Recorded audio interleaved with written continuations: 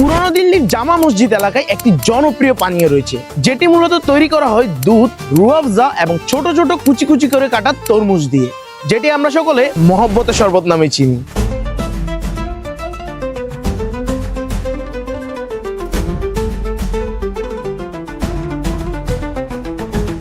আজকে প্রথম রমজানে আমরা এক্সপ্লোর করব চট্টগ্রামের বিখ্যাত মহব্বতের শরবত কোথায় পাওয়া যায়।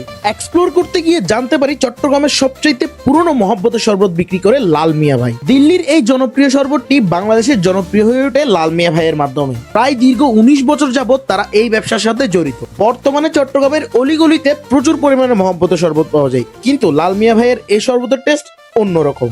এখন আমি আছি চট্টগ্রামের লাভলেন এলাকায়। এখানে আছে 19 বছরের পুরানো সেই লাল মিয়া ভাইয়ের মহব্বতের শরবত, আর আমার পাশেই দেখতে পাচ্ছেন লাল মিয়া ভাই আছে। ভাইয়া, কি অবস্থা আপনার? সালাম আলাইকুম। আলহামদুলিল্লাহ।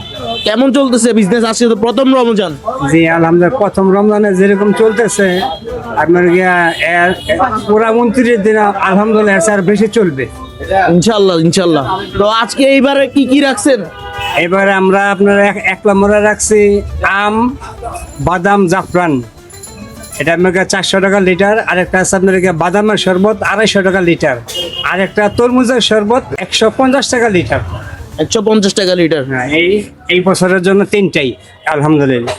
গত বছর থেকে এবারে বেশি দেখতেছেন নাকি কম আছে এখন? গত বছর থেকে এখন আলহামদুলিল্লাহ মোটামুটি অনেক ভালো, অনেক ভালো। লোকজন বাড়তেছে।